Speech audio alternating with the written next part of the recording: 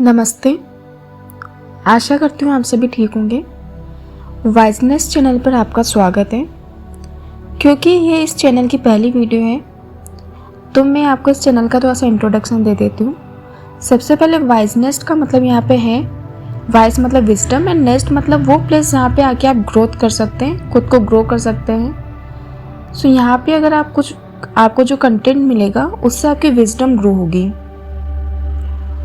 इस चैनल पे आपको ये देखने को मिलेगा और साथ में यहाँ पे आप क्या एक्सेप्ट कर सकते हैं, जैसे लाइफ लेसन्स, कुछ सक्सेस टिप्स या कुछ स्टडी म्यूज़िक और जो भी न्यूज़, हिस्ट्री या यूपीएससी और राजस्थान जीके के जो भी सब्जेक्ट्स हैं उन पे क्लियर पर्सपेक्टिव या उनका एक्सप्लेनेशन आप यहाँ पे एक्सेप्ट कर सकते हैं।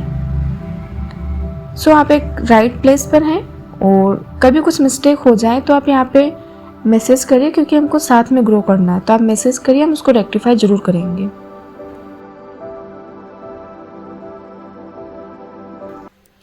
तो आज का टॉपिक अगर हम स्टार्ट करें तो आज का टॉपिक है, has Manipur always wanted to be independent. जैसे अपने को पता है कि मणिपुर एक ऑटोनोमस प्रिंसली स्टेट था एंड स्टार्टिंग से वो एक इंडिपेंडेंट किंगडम रहा हुआ है, जिसका एक रिच कल्चर, एक यूनिक ट्रेडिशन रहा है और जहाँ पे 35 मोनार्क सोवेरेन रूल करती थी।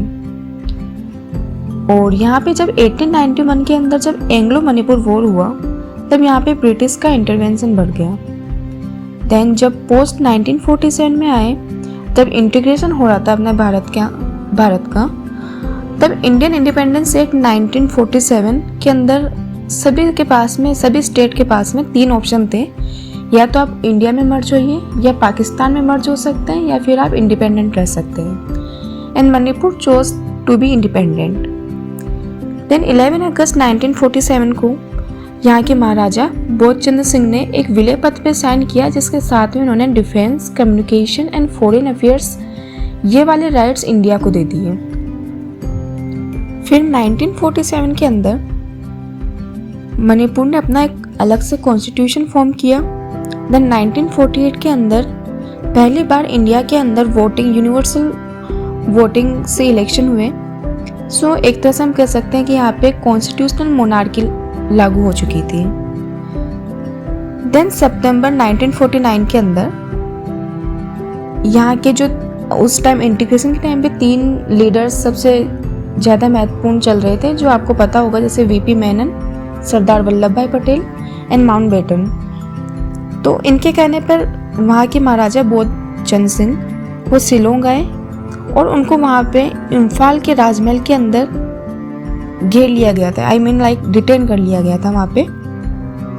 देन 21 सितंबर 1949 के अंदर कुछ दिनों के अंदर ही वहाँ पे किंग ने इंस्ट्रूमेंट ऑफ एसोसिएशन पे साइन कर दिया एंड 1950 के अंदर मणिपुर ऑफिशियली इंडियन यूनियन का पार्ट बन चुका था। और उस टाइम स्टेट जो वहाँ पे पार्ट ए, भारत के अंदर part A, B, C, D जो होते हैं, जो थे उस वक्त, उसमें पार्ट सी में मणिपुर को रखा गया था और एक यूटी के तौर पे रखा गया था।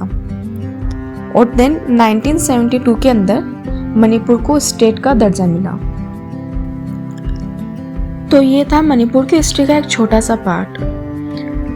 Has Manipur always wanted to be independent? Historically yes. Sovereignty always saved its identity. And अगर हम अभी की कुछ सिनेरियो की बात करें, जो आपको पता होगा, वहाँ एक कॉन्फ्लिक्ट चल रहा है मैतीज और कुकी के बीच में। तो शॉर्ट में अगर मैं आपको बताऊं तो मणिपुर जो है वो 2 लैंडफॉर्म्स के अंदर डिवाइडेड है। Central part that is valley and surrounded part that is hilly area, mountain. तो माउंटेन पे कुकीज, मिजोज ये रहते हैं और जो सेंट्रल हिली एरिया है वहाँ पे मैतीज रहते हैं।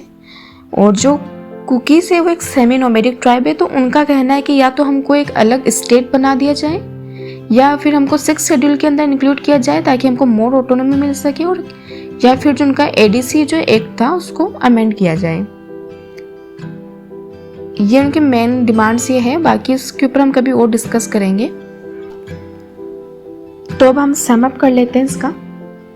तो 11 अगस्त 1947 को महाराजा ने साइन किया था, उससे defence, communication, foreign affairs India को दिए थे। फिर 1947 के अंदर मणिपुर ने अपना कॉन्स्टिट्यूशन बनाया था 1948 के अंदर मणिपुर के में इलेक्शंस हुए थे फर्स्ट टाइम। सितंबर 1949 के अंदर महाराजा को डिटेन कर लिया था, जिनसे इंस्ट्रूमेंट ऑफ असेशन पर साइन करवाया गया था।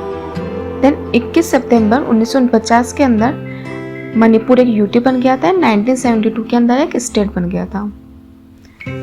तो ये आप कहीं भी अपने आंसर्स के अंदर यूज़ कर सकते हैं।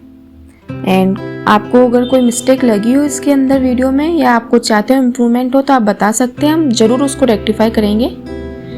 धन्यवाद।